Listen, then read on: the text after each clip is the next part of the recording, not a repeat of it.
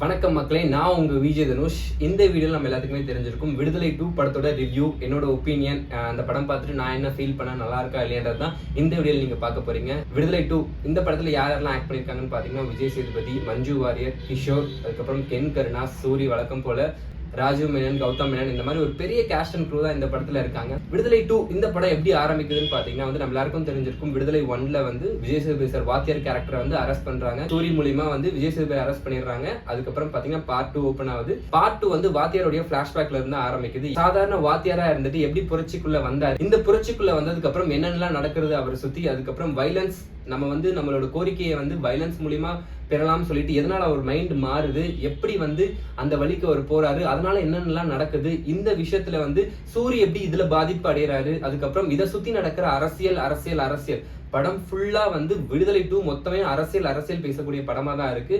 வெற்றிமாறன் எல்லா படத்துலயும் அரசியல் மேலோட்டமா பேசியிருப்பாரு. இந்த படத்துல ஓப்பனா அரசியல், விடுதலை 2ன்னா என்னன்னு கேட்டீங்கன்னா அரசியல் அப்படின்னு சொல்லலாம். அந்த அளவுக்கு அரசியல் டீப்பா பேசியிருக்காரு.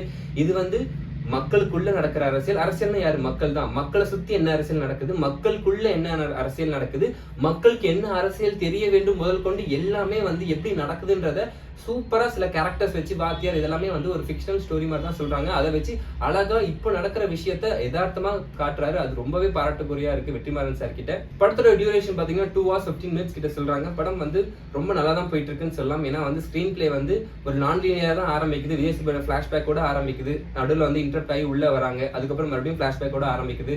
விஜய் சேதுபதி தன்னோட கதையை அங்க இருக்க போலீஸ்க்கு எல்லாத்தையும் சொல்ற மாதிரி ஆரம்பிச்சிருக்காரு. அவர் வாழ்க்கையில நடந்த விஷயங்கள் எதனால அப்படி இப்படின்னு நிறைய கேள்விகள் கேட்கிறாரு. மக்கள்கிட்டயும் கேள்விகள் கேட்டே வராரு. அங்க இருக்கவங்க எல்லாத்தையுமே போலீஸ்கார்ட்டையும் ஒரு கேள்விகள் கேட்டே வராரு. அந்த கேள்விக்கான பதில் நம்ம யோசிக்கிற மாதிரி இருக்கு. உள்ள இருக்கவங்களே ஒரு பெர்ஸ்பெக்டிவ்ல விஜய் சேதுபதி சாரை பார்த்திருப்பாங்க, அதாவது வாத்தியார் கேரக்டரை பார்த்திருப்பாங்க.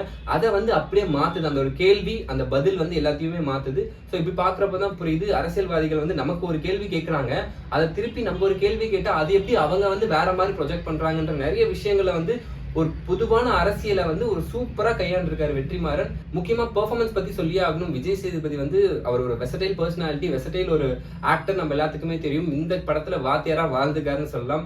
அவருக்கும் மஞ்சு வாரியருக்கும் உள்ள கெமிஸ்ட்ரி, அவங்க ரெண்டு பேத்துக்கும் உள்ளார அந்த ஒரு புரிதல் படத்துல ரொம்பவே அழகா வெளிக்கொண்டு வந்திருக்காரு. நிறைய பெர்ஃபார்மன்ஸ் எல்லாம் குறிப்பா சொல்ல போனா கென் கருணாஸ் ஒரு சின்ன போர்ஷன்ல வந்தாலுமே அவரோட கதை, அவரோட இம்பாக்ட் ரொம்ப பெருசா இருக்கு இந்த படத்துல. சூரி சொல்லவே தேவையில்ல. சூரியோட டைம் ஸ்பேஸ் ரொம்ப கம்மியா இருந்தாலும் கடைசியில கிளைமேக்ஸ் போர்ஷன்ல அவர் கொடுக்குற ரியாக்ஷன் ஆகட்டும், வார்த்தையே கிடையாது. அவர் ரியாக்ஷன்ஸ்ல நிறைய எமோஷன்ஸ் நமக்கு கன்வே பண்றாரு. அதுக்கப்புறம் விடுதலை 1ல கொஞ்சம் டெக்னிக்கல் ஆஸ்பெக்ட்ஸ் கொஞ்சம் டவுனா இருந்தாலும் இந்த படத்துல பாத்தீங்கன்னா ஃபைட் சீக்வன்ஸ் ரொம்பவே சூப்பரா இருக்கு. டெக்னிக்கலா விஷுவல்ஸ் எல்லாமே ரொம்ப மெனக்கெட்டு நிறைய விஷயங்கள் பண்ணிருக்காங்க. அது எப்படி அரசியல் விடுதலை 2க்கு ஒரு பலமா இருந்துச்சோ கொஞ்சம் பலவீனமாகவும் தெரியுது. ஏன்னா ஒரு சீன்ஸ் போயிட்டு இருக்கு, திடீர்னு ஒரு அரசியல் டேர்ம் சில விஷயங்கள் பேசுறப்போ அது கொஞ்சம் ஓவரா அரசியல ரொம்ப திணிச்ச மாதிரி இருக்கும்.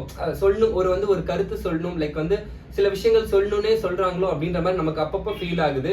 எல்லாருக்கும் புரியுற வகையா தான் இருக்கு. பட் சில விஷயங்கள் பாத்தீங்கன்னா கொஞ்சம் கூர்ந்து கவனிச்சு கொஞ்சம் இன்டெப்தா என்னன்னு தெரிஞ்சவங்களுக்கு இது இன்னும் மேலுமே புரியும். சில பேர்லாம் எந்த ஒரு எக்ஸ்பெக்டேஷனும் இல்லாம எந்த ஒரு புரிதலும் இல்லாம படம் பார்க்க வரப்போ ஒரு ஜென்ரல் ஆடியன்ஸ்க்கு இந்த படம் எவ்வளவு தூரம் போய் சேரும்னு தெரியாது.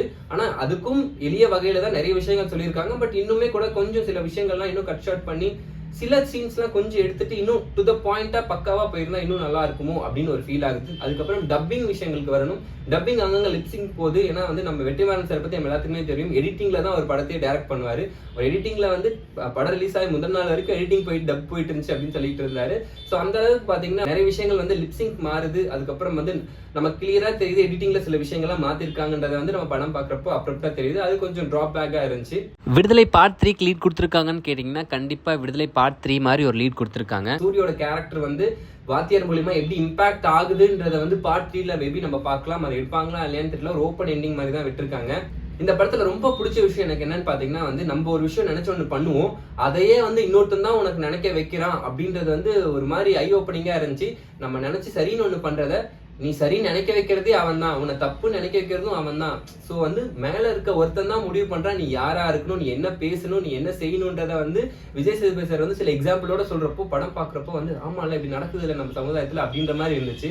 படத்துக்கு ஏ ரேட்டிங் கொடுத்துருக்காங்க. அதுக்கு முக்கியமான காரணம் என்னன்னு பாத்தீங்கன்னா பிளட் வயலன்ஸ் தான். ஏன்னா வந்து அந்த அளவுக்கு டெப்தா இருந்தா தான் நமக்கு அந்த அளவுக்கு கனெக்ட் ஆகுன்றதை வெற்றிமாறன் சார் வந்து கரெக்டா கணிச்சு அந்த படத்துக்கு ஏ ரேட் வந்தாலும் பரவாயில்ல, இது வந்து இந்த படத்துக்கான நம்ம செய்யற நல்ல விஷயம்னு சொல்லி தான் வந்து அதை விட்டுருக்காங்க. சென்சார்ல வந்து யூஏ வரணும், யூக்காக பண்ணும் அப்படிலாம் பண்ணாம ஏ ரேட்டிங் இருந்தாலும் ஓகே தான். ஏன்னா அந்த அளவுக்கு அந்த பிளட் ஆகட்டும், நடக்கிற விஷயங்கள், அவங்க வந்து எந்த அளவுக்கு கஷ்டப்படுறாங்கன்றதை நமக்கு விஷுவலா காட்டினாதான் நமக்கு அது கனெக்ட் ஆகுன்றதை வந்து தெளிவா புரிஞ்சு பண்ணிருக்காங்க. அது நல்ல மூணே சொல்லலாம். அது நமக்கு ஒர்க் அவுட் ஆயிருக்குன்னே சொல்லலாம். சில சீன்ஸ்ல வந்து அவங்க படுற கஷ்டம், அந்த பிளட் வந்து அப்படி அவர் விஜய் சேதுபதி சார் கையில எல்லாம் இருக்கிறப்போ நமக்கு அது ஃபீல் ஆகுது, அச்சோ பாவன்ற மாதிரி ஃபீல் ஆகுது. அந்த அளவுக்கு இது ஒரு கரெக்ட் டிசிஷனே சொல்லலாம். வெற்றிமாறன் சாரோட ஃபிலிம் மேக்கிங் பத்தி நம்ம எல்லாருக்குமே தெரியும். கமர்ஷியல் எலிமெண்ட்ஸ் வந்து வேணும்னே தெளிக்காம ஒரு கதைக்கு எங்க கமர்ஷியல் எலிமெண்ட்ஸ் தேவைப்படுதோ அதை வந்து லாஜிக்கா பண்ணுவாரு.